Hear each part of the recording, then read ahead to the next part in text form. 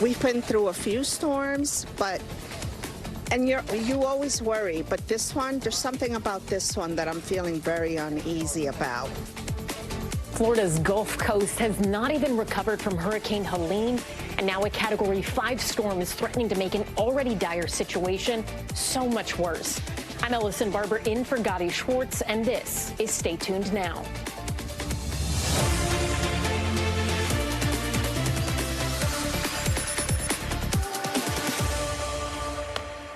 Already stretched thin by Helene, folks in Florida are now staring down the barrel of the strongest storm in the Gulf of Mexico in nearly 20 years. With wind speeds that have already reached 180 miles an hour, there are not many Atlantic hurricanes that have ever reached those sustained wind speeds, including Hurricane Andrew, which slammed into Florida back in 1992. But it's how quickly Milton gained strength that is leaving even forecasters surprised. It took less than 24 hours for the storm to intensify from a tropical storm and roughly 5 hours for it to go from a Category 3 to a Category 5. The storm is already dumping heavy rain across South Florida, flooding out roads. Milton is expected to weaken before making landfall along the Gulf Coast Wednesday night, but still threatening areas already devastated by Helene. A lot of communities are still covered in debris, which could pose a bigger hazard once those winds roll through, and storm surge could reach up to 12 feet in some parts. Evacuations are now underway up and down Florida's west coast. Officials in some areas are handing out paper notices to make sure people are aware they need to go. Airports and schools are also closing. Those impacted by Helene are now doing what they can to protect what's left of their livelihoods. In more than 30 years of business, has anything come close to what the last 2 weeks have been? No.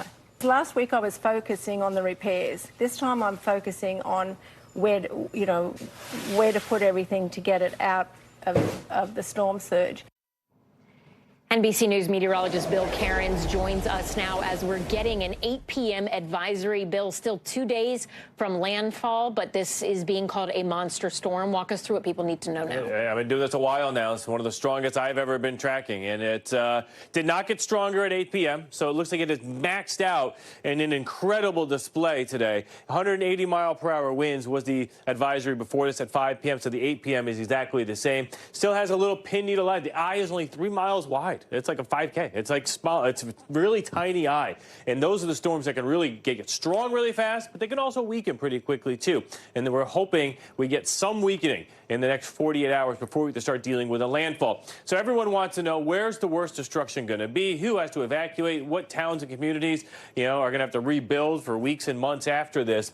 It's still pointing from Tampa to Fort Myers, somewhere in this zone, but we've been leaning more towards Sarasota to Fort Myers, Sarasota to Tampa and St. Petersburg area, with Fort Myers on the end of it. So as we zoom in, we're going to be watching our spaghetti lines here. These are all different computer models telling us who's going to get hit by the storm. The Hurricane Center is the black line. So some of these lines have shifted a tiny bit south of their line. So we'll see at the 11 p.m. update if they shift a little bit to the south. So you're saying, well, what's the big difference? It's a huge, powerful storm.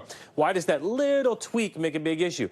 Because just south of where these lines go is where the strongest winds and storm surge will be. If you're on the top of these lines, the wind is blowing offshore. It blows the water back out into the Gulf away from the beach. Huge difference. So that's the better half for storm surge. Below is where it could be possibly up to 15 feet. Now remember, with Helene in the Tampa area and southwards, it was like 5 to 7 feet.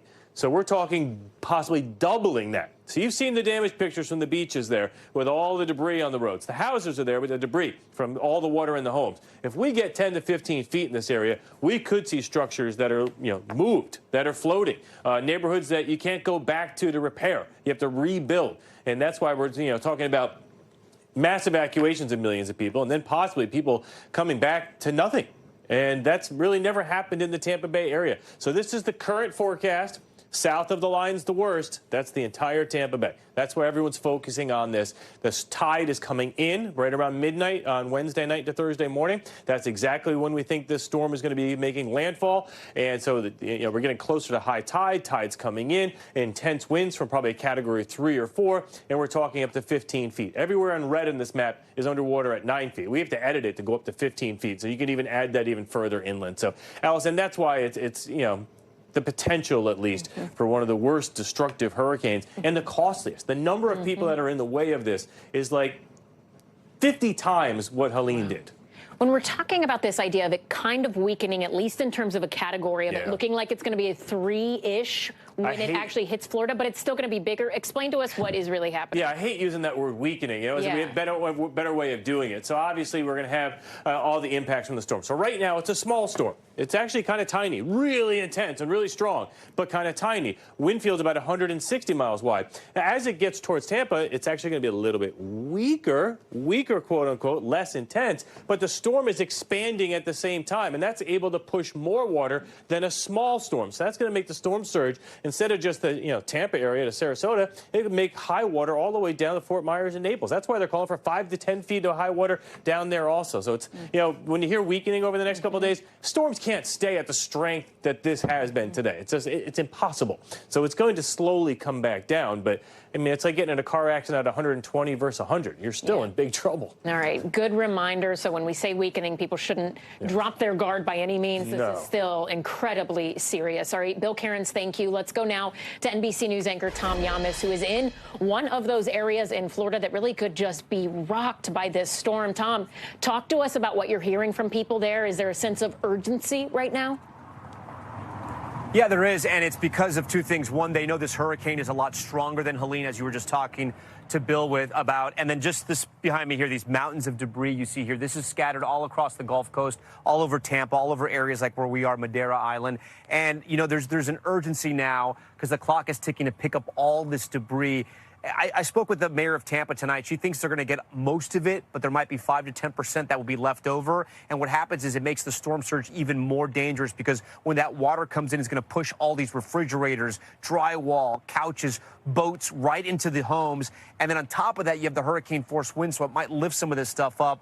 That becomes projectiles. It can be even more dangerous because if a window breaks here, you have to understand, listen, if a window breaks, the wind can get into the house and it just lifts the roof off. That's actually what happened a lot during Hurricane Andrew back in '92. I remember I lived through it, and a lot of families had to go through that as well. That's why they changed the building codes all across Florida. A lot of concern right now because this thing is so big. It is somewhat slow moving. It's going to hit a little later than we planned. The good news is you're seeing a lot of people evacuate and get out. There are miles of traffic leaving the Tampa Bay area, and that's a good sign that people are listening to the warnings. And Tom, you were on the ground for Helene. I mean, just the other day, when you're talking to people who lost a lot during that storm, do they feel like they have options to evacuate or to manage this current storm? Yeah, they're going through so much, right? They're still cleaning up their homes from Hurricane Helene. We ran into this woman, Abby Lewis, who was cleaning out her home. She was going through her baby photos, her photos from growing up, photos of her parents. Basically, everything she owned is gone. It was covered in water. The storm surge just ripped apart her home. She was cleaning all that up, and we met her as she was evacuating for Hurricane Milton, and she's basically telling me she can't get a break. Here's what she told us when we talked to her. It's unexpected, but I think that the resiliency through this first one, it's able to carry through, right? Yeah. We're all kind of still in this mode of survival. You don't even have time to cry. Well, you can't, no. No. So that'll be like after Milton or what's to follow. Yeah, and while we were interviewing her, the emergency response system went off, and our phones all started blowing up. I shouldn't say blowing up, started ringing, and you hear those alerts, and it was to evacuate because she's in an evacuation zone. And she's like, any sound like that just drives her crazy because she's already on edge. And there's people like her, millions of people like her, all across the Gulf Coast who are dealing with this now, Ellison. All right, NBC News Now anchor and senior national correspondent Tom Yamas, thank you. Let's turn now to NBC's Dana Griffin. She's about 150 miles south in Naples, Florida. Dana, talk to us about what the situation is like where you are now. It looks like you are getting a lot of rain, but the storm not really there, right? How bad is it going to get where you are? Yeah, this is from another system. And to answer your question, we don't know because it's still uncertain where that storm will take a direct hit. But even here, south of Tampa in Naples, we could still get life-threatening storm surge. We got our phone started alerting us just hours ago of a storm surge warning. We could get 4 to 7 feet of storm surge flooding, and that could be very deadly. So that's why officials have already issued mandatory evacuation orders. That will start tomorrow at 6 a.m. And for people who live in this area, there is a lot of anxiety around what could or could not happen here, including the guy that lives just next door to us. He is along the coast. He is in this evacuation zone. He was here during the 2022 Hurricane Ian, and he stayed put. He says that is not going to be his situation this time around because of just what happened to his yard. He had a lot of damage in his yard. He had the water come up very high to his back door that faces this ocean.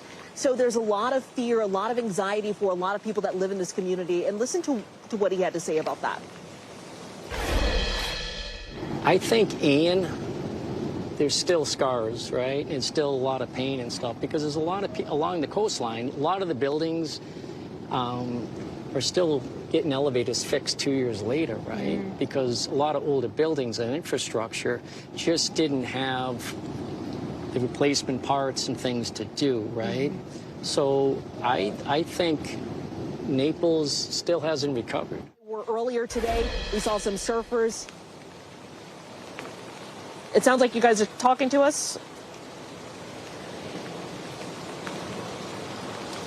I'll just keep talking. I can't hear you guys if you're trying to talk to us, but we're seeing some waves out here now. There were some surfers out here earlier. So obviously you've got some people that are kind of trying to enjoy this before the storm rolls through. Others are preparing now, just like the resident that we spoke with. He is already packing up. He's getting his dog Finway ready to go because when the time comes tomorrow and officials say get out, they are planning to leave because they saw the deadly destruction from Helene, and there is a sense that things are changing. There used to be a time where you heard about preparing for hurricanes and people would grab a case of beer and they'd get with their buddies and they would hunker down and wait out the storm. But now people are concerned about these increasing storms and people are taking it more seriously. Ellison? And Dana, if you can still hear me, I know you have been speaking to some officials there. I'm curious what you have been hearing from the governor and other local authorities so far.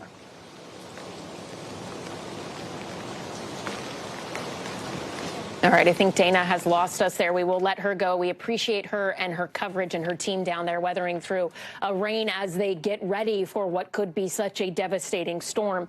One other county in Florida that has ordered mandatory evacuations is Manatee County. That is just south of Tampa. So let's bring in the County Director of Public Safety, Jody Fisk. Jody, thank you so much for joining us this evening. I know you and everyone around you is really busy preparing for this. Talk to us about where things are at right now. What is top of mind for you and your community in the coming hours? So we currently have 9 shelters open, including our special needs shelter. We called for our level A, B, and C evacuation areas today, beginning at 2 p.m. We are continuing with our debris operations, trying to get the debris up as much as we possibly can before the storm makes landfall. We've still got our sandbag locations that are being stocked throughout all of today and through tomorrow as much as we can. And then we also have transports from the island to help folks that may or may not be able to evacuate get to one of our shelters. When we're talking about such a high level of storm surge, possibly as much as 12 feet of storm surge in your area, how do you go about trying to really prepare for something like that? I mean, how many sandbags do you need compared to normal times to feel like your community would be protected in the event the storm surge is so significant? So all of our sandbag stations are self-serve sandbag stations. Really, the biggest message that I would like for our residents to take away from this is evacuate. If we've issued evacuation for a level that you're in, please take it seriously. We are looking at 10 to 15 feet of storm surge. That is a life-threatening storm surge, and we really just urge people to take that message seriously. You can replace things in your home. You cannot replace your life. Have most of the people in those mandatory evacuation zones taken, heed and listened to that warning? Have they evacuated? How many more people do you still need to get out? So we have a couple hundred people in the shelters now, and overall, I mean, between the 3 evacuation zones, I think it's just over 120,000 people. The goal obviously is never for everyone to go to a shelter. We want them to go to a friend or a family member's house. And you don't have to go hundreds of miles to evacuate. You need to go tens of miles. So if you're able to get a hotel room and make those arrangements, then we urge you to do so. But the shelter is always there. The shelter is always available. And before we let you go, just so people have it, could you remind us where people can go to find a shelter near them if they're not sure at this point? So they can go to our website is mymanatee.org/storm, and they can also dial 311 and get connected to one of our operators who can help them find the shelter that's closest to them. All right, Jody Fisk, thank you so much for your time tonight. We wish you and your communities the best, and we hope people in those evacuation orders heed the warnings and get out while they still can. Thank you for your time. We appreciate it. Thank you very much. An investigation is now underway in Tennessee more than a week after several workers at a plastics plant there were swept away by floodwaters from Helene. The victims' families want to know why so many of them were made to work during such extreme weather conditions. NBC News correspondent Gadi Venegas has this report.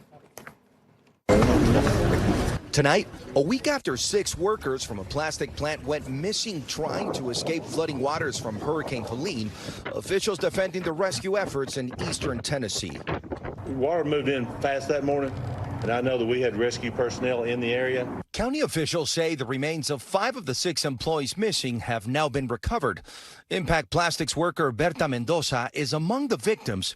Her husband says she called him moments before she was swept away in the rising waters. What did she tell you? Digo, esto se está poniendo muy feo. This is getting really ugly. No sé qué va a pasar. I don't know what's going to happen. Pero dile a mis hijos que los quiero mucho. But tell my children that I love them very much. Multiple Impact Plastics employees who survived the flood say by the time they were told to evacuate the industrial park, it was too late to escape. We had no evacuation plan. I never seen one. Nobody stood around. We were all trying to get out. We just couldn't get out. The cars were already up to their windows in water. There was no way out. Impact Plastics refutes these accounts, saying employees were given ample warning.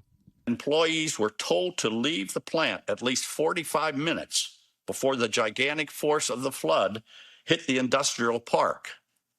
There was time to escape.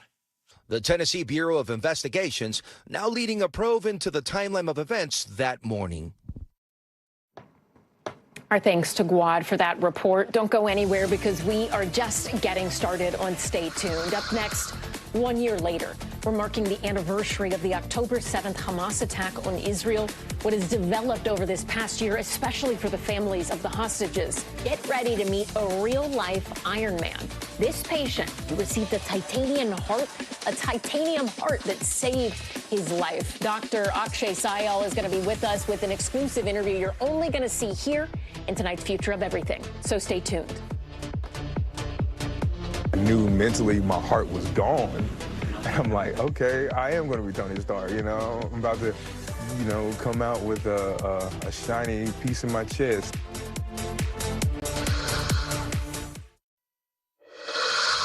Welcome back. Here are some of the headlines we are watching tonight on Stay Tuned.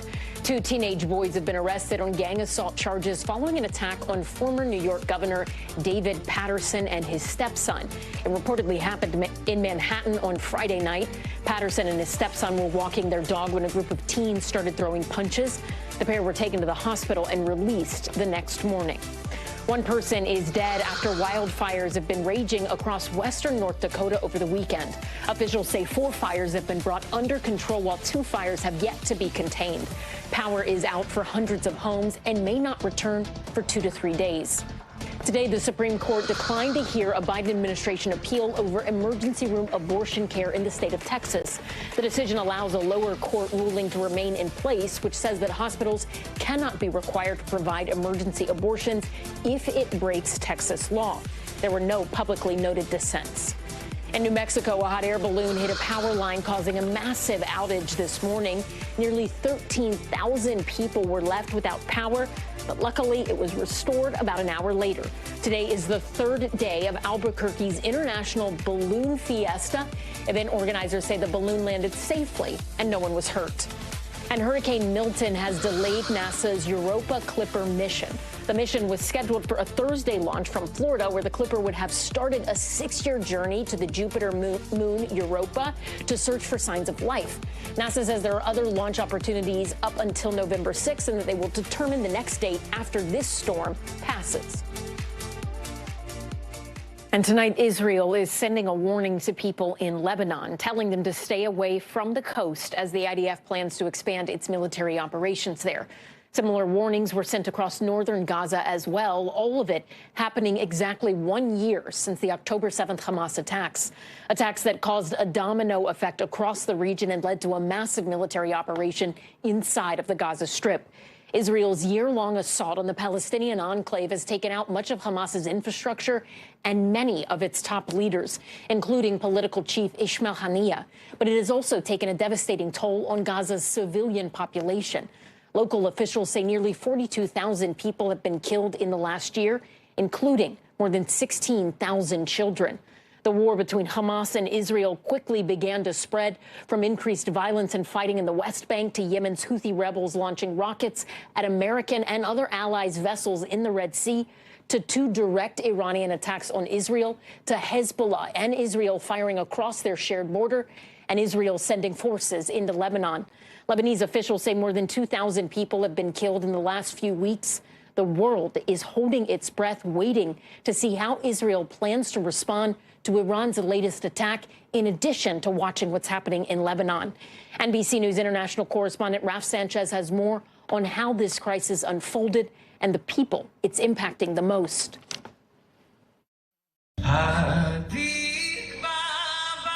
As the sun rose, Israel stopped to remember. A nation still reeling in grief, thousands gathering at the site of the Nova Music Festival at 6:29 a.m., 1 year to the minute that the terror attack began. This is the last track that played at the festival before the music stopped and the shooting started.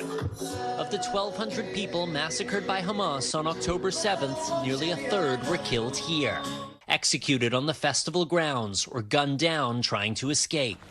We first visited the Nova site 5 days after the attack. Scattered belongings, the debris of lives cut short. This was a place of music, a place of joy, a place of dancing, and now there is just a deathly silence here. 1 year later, Noah Yafi returning to the place where her little brother Binyahu was murdered. A musician with big dreams, he was killed weeks before his 23rd birthday. If you could speak to your brother, what would you tell him? That I love him and I miss him so much.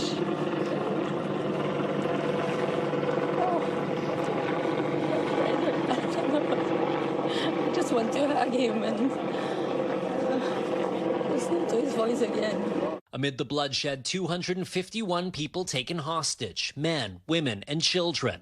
101 remain in captivity, including 7 Americans. The youngest hostages, Kafir Bibas, 9 months old on October 7th, and his 4-year-old brother Ariel, unaccounted for, their fate unknown. Israel fighting back against not just Hamas in Gaza, but also Hezbollah in Lebanon and their backers, Iran.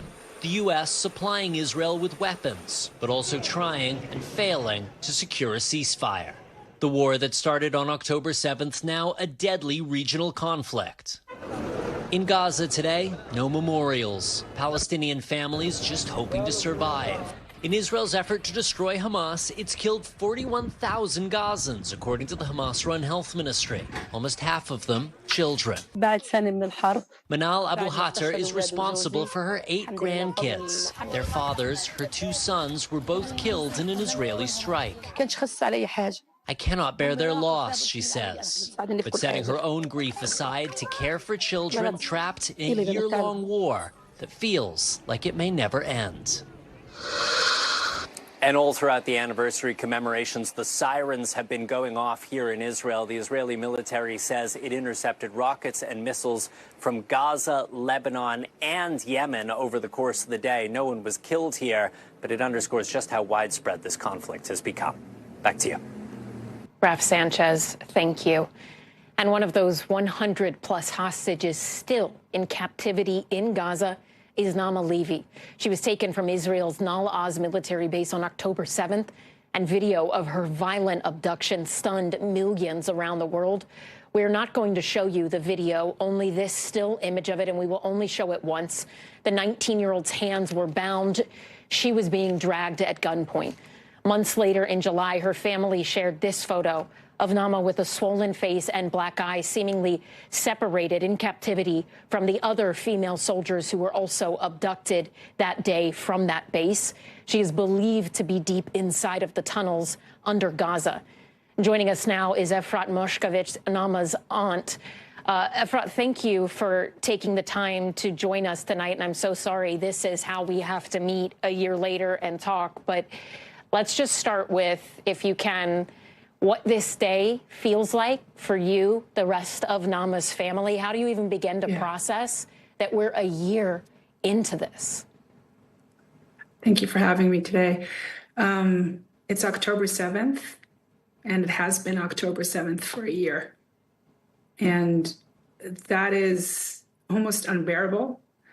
And we are trying to, take it day by day, still fighting, still advocating, doing everything we can for Nama to come home and trying to take care of ourselves so Nama has someone to come home to when she is released.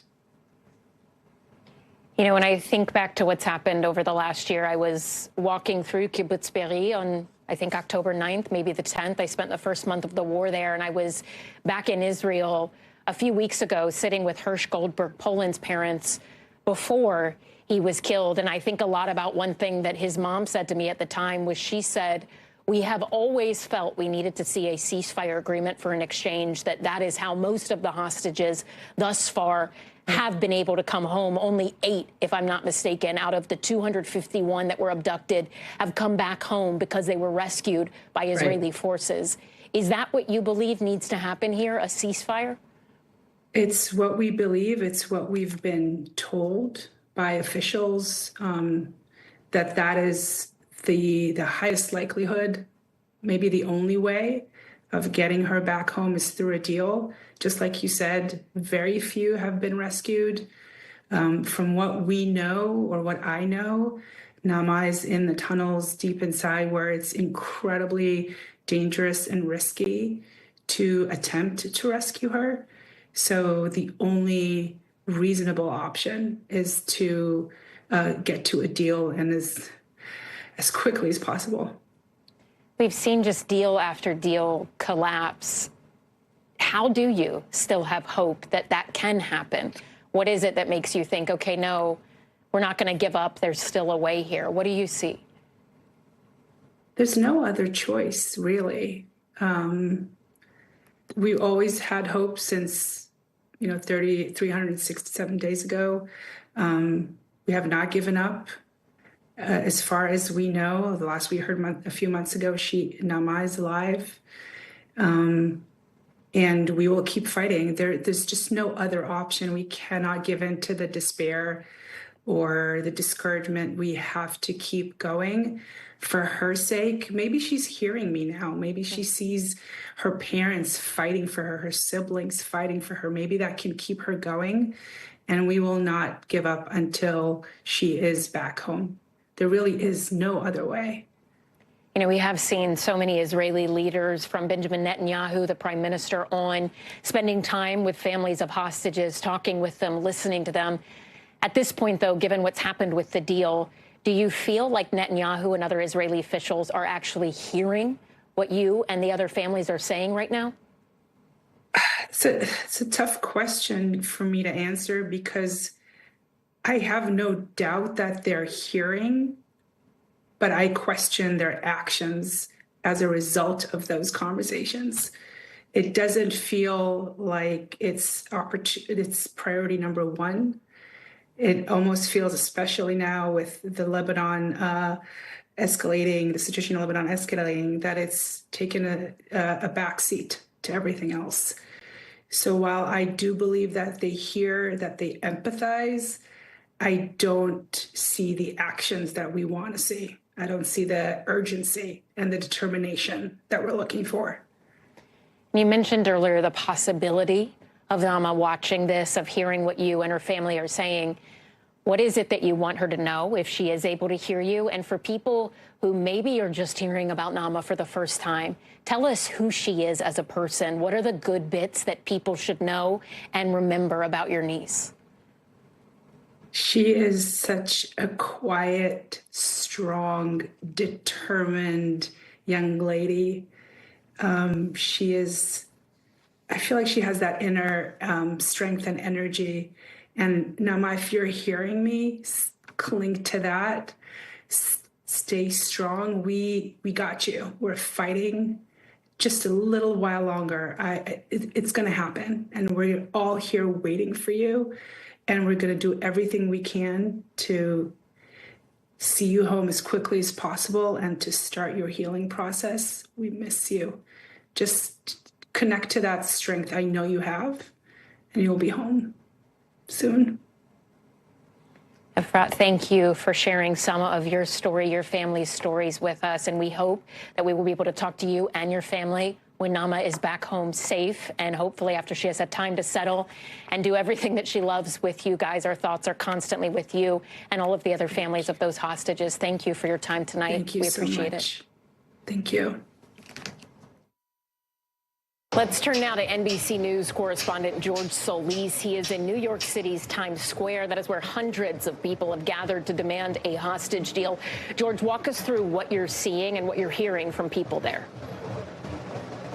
Yeah, Ellison, it's been a very somber day here on October 7th. We have seen demonstrations. We have seen people holding vigil for those hostages and all of those lives lost 1 year ago today in that deadly terror attack.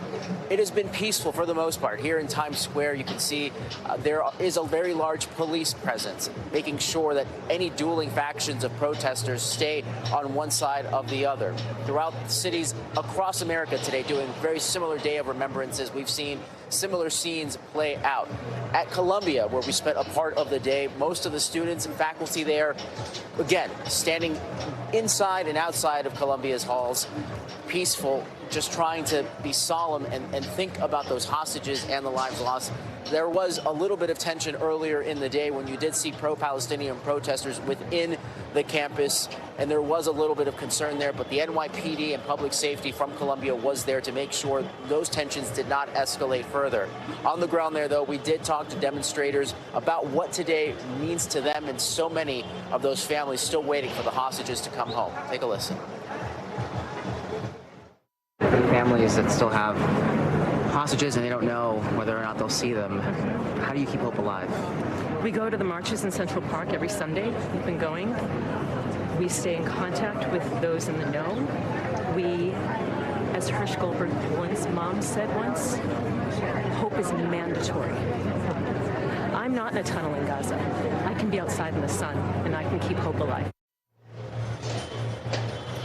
Ellison, so much of what we heard throughout these demonstrations is hope.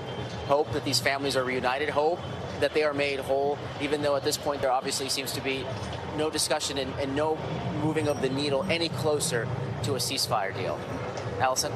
George, listening to that woman talking about how she has been attending marches in Central Park every Sunday, I'm curious, as you've had conversations with her and people like her, do they feel like this war has shifted away from the primary focus of bringing the hostages back, or do they think it's still headed in the right direction? They think it's heading in the right direction, at least some of the demonstrators that I spoke with. Some of them fear that the message has been lost, but that's why they say they are committed to continuing these demonstrations, continuing to support the families above all else. We actually had the opportunity to speak with the family members of Idan Alexander, who was taken hostage by Hamas on October 7th. His parents telling me every day for them feels like reliving that moment, October 7th. They hear the news, they see those headlines, and for them, it's like being stuck in a time warp. And as painful as it is, they continue sharing his story. And again, they still have that expectation that they will hug their son again. I asked them, what is the first thing that you will do when you see your son? And of course, the answer there from both parents was embrace him, hold him as long as we possibly can, Ellison. And George, you mentioned some of the pro-Palestinian demonstrations happening in this city as well as others. What can you tell us about those? Yes, for the most part, they've played out like we saw this time last year. A lot of the same organizers here on the ground. Again, for the most part, peaceful. Now, the concern from the NYPD and school officials like Columbia is outside agitators that might come in and infiltrate some of these organizations and protests to try and escalate things to a point that it gets violent or it creates more tension.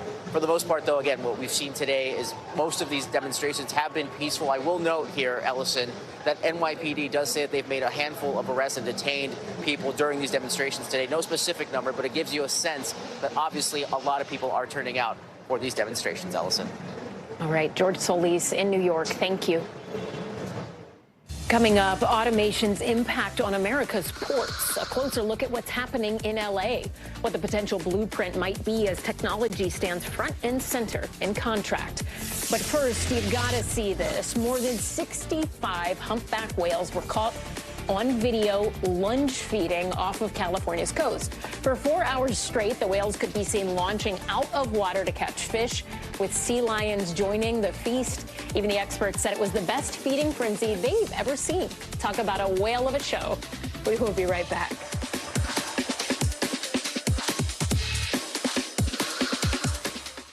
Dock workers across the country ended their strike after just 3 days, but they are still trying to arrive at a consensus on other key issues, like automation and the threat they say new technology could pose to their jobs. CNBC's Kate Rogers has more. Automation is going to be front and center for dock workers and port operators as they continue negotiations over the next several months. Last Friday, the ILA said that it wants more clear language with regards to automation in any upcoming master contract, writing in part, quote, the ILA negotiated restrictions on automation and semi-automation in the last contract. The ILA just wants to tighten the language that no automation means no automation. At the Port of LA, where we're live today, automation is in use, and this port is among the most automated in the country. Only about 3 to 5% of global ports are automated, and foreign ports tend to automate more quickly due to higher volumes and different labor situations, including ship to ground in the U.S. compared to ship overseas. It's a delicate balance between boosting productivity and retaining jobs for workers. Another thing that factors in as we speak about competitiveness with U.S. ports versus international ports is the fact that ours are not operating 24/7. I will say that the U.S. is missing on not furthering 24/7 operations. That's the key to moving the cargo. Lessons learned from COVID-19 and the supply chain crisis, the cargo wasn't moving. A combination of the jobs weren't there. In other words, the workforce wasn't there. Investing in that infrastructure could boost business, and automating some of those overnight shifts may be easier than finding workers who want those hours. But California port executives that we've spoken to are quick to point out that automation isn't necessarily a silver bullet for the industry. It's quite expensive to implement, also takes years to get up and running, and then years to recoup that capex that's put into all of the operations. For CNBC Business News, I'm Kate Rogers in Los Angeles, California. Up next, questions about missed warning signs ahead of the October 7th attacks on Israel. Our Richard Engel spoke to an IDF soldier who says she and her colleagues raised alarms, why she says their repeated warnings were ignored.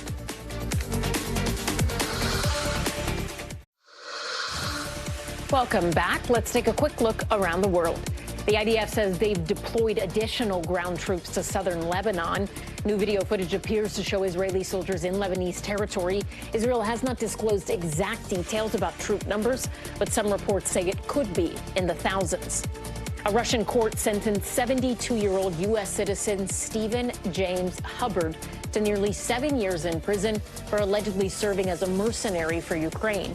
Prosecutors say Hubbard, who is from Michigan, was paid to join a Ukrainian defense unit in 2022.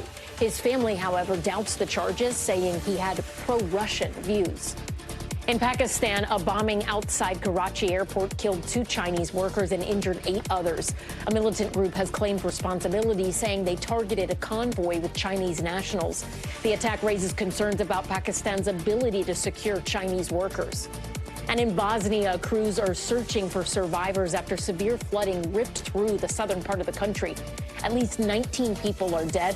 The floods devastated entire neighborhoods, homes washed away. Some residents report that floodwaters reached over 15 feet high. Much more now as we mark 1 year since Hamas's deadly attack on Israel. There are still countless unanswered questions. At the top of the list for many Israelis is how the intelligence failure could have even happened. NBC News chief foreign correspondent Richard Engel sat down with one IDF soldier who says she raised concerns early and was ignored. On October 7th, 2023, Israel was caught off guard. But why? Hamas had been planning its attack for years, training for every aspect. These videos released by Hamas after the attack show them practicing how to fly the paragliders the militants used for their slaughter at the Nova Music Festival, and tactics for storming homes. The actual assault on October 7th unfolded almost exactly how Hamas had been training. Some Israeli troops had sounded the alarm, but their warnings were ignored in what has been called Israel's greatest intelligence failure. We are the eyes of the border, of the country, of the army. Roni Lifshitz was an observer with the Israeli military unit 414, tasked with watching the border with Gaza. All of the observers were young women doing their mandatory military service, newly minted soldiers with almost no experience. Leading up to October 7th, you started to see things that looked suspicious. What were you seeing? There was a combat patrol in the sector with 10 trucks of terrorists, and they observed the gates in our fence. Our forces there, scanning and talking amongst themselves. We literally saw our tank with them, a fake tank they were using to train to kidnap soldiers. They were actually practicing scenarios that happened on October 7th. She said the observers passed their reports up to their commanders, but no one did anything. And not just once. She says they were repeatedly ignored. No one updated me. No one told me, Roni, what you reported is being handled. Lifshitz happened to be away doing training in Jerusalem on October 7th when militants stormed into Israel and her post. 15 of her fellow soldiers no one wanted to listen to were killed. 7 more were dragged into Gaza as hostages.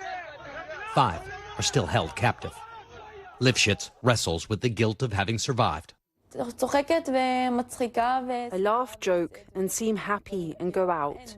But my heart is broken, black. There's no soul. Nothing.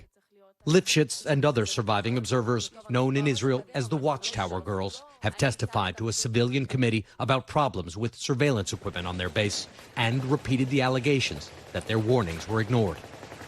Asked about the allegations, the Israeli military said it is currently focused on fighting Hamas, and questions of this kind will be looked into at a later stage. I want an answer to just one question. Who received the information and didn't give the order to do something about it? Who turned a blind eye, and who is responsible for this? Lifshitz told us she believes Israeli commanders didn't take their warnings seriously because they were so young. One of the soldiers was on her first day at the job on October 7th. A civilian-led committee is now investigating the security and intelligence failures of that day. It is not receiving any government support or cooperation. Richard Engel, thank you. Before we go, it is time for the future of everything. The beat goes on, and we'll meet the second person on Earth to receive a titanium heart. How the device helped him get his life back and could eventually do the same for countless others. That is up next in the future of medicine.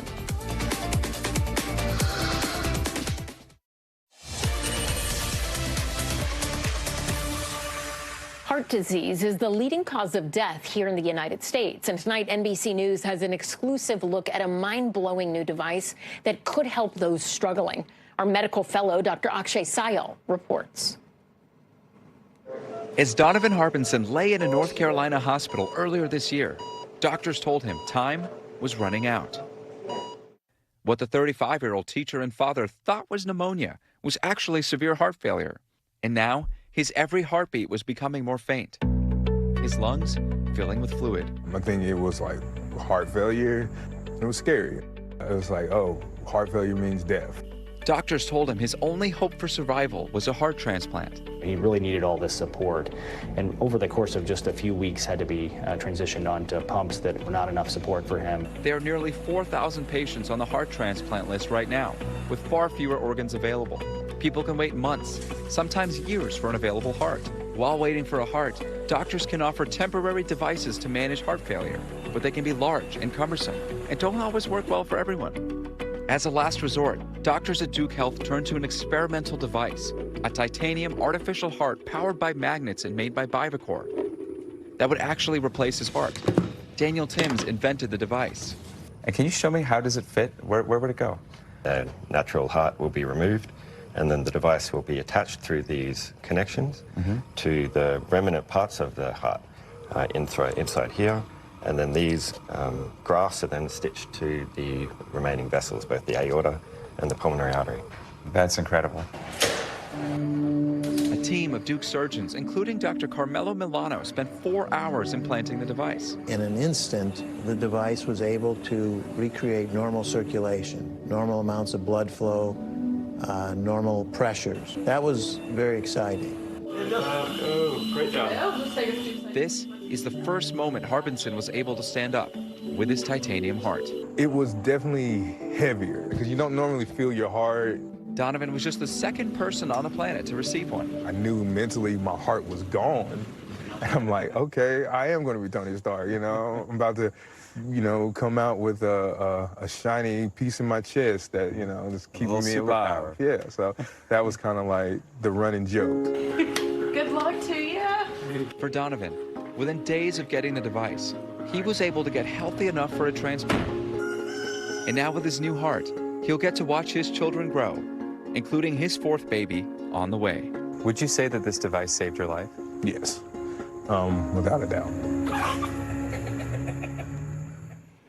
And Dr. Akshay Syal joins us now with more. It's such a fascinating and heartwarming story at the same time, and no pun intended on that last bit. But this is kind of crazy, right? There is, I believe I was reading, one kind of titanium-like device that's been approved by the FDA. But this is the first ever that this has really been used. Is it going to have FDA approval? Is it something that could be available to anyone waiting for a transplant and in dire need, but they don't have that heart just yet? Well, listen, that's the goal. And so this is an early feasibility study, which means that they're sort of in clinical trials to study this in rare cases. And you see here with Donovan's surgery being such a success, you know, since that operation, Ellison, there has been another one in Phoenix, Arizona at Banner University. I actually just got off the phone with the inventor, Daniel Timms, who's telling me that tomorrow morning, there's actually another one planned for Cincinnati. So they are full steam ahead with this thing, Ellison. And, you know, one thing I'll just add for some more information here is that, you know, they're sort of hoping that the use of this extends beyond just a bridge to a transplant. There is some hope out there that, you know, this could be a permanent solution to people out there, the nearly 4,000 people waiting for a new heart, Ellison. That is amazing to see and hear. Thank you for bringing us that story, Dr. Akshay Syal. Hopefully we'll get more updates on it from you soon. We appreciate it. Thank you. Anytime. And that does it for us tonight. I'm Ellison Barber. We will see you tomorrow. But until then, stay tuned now.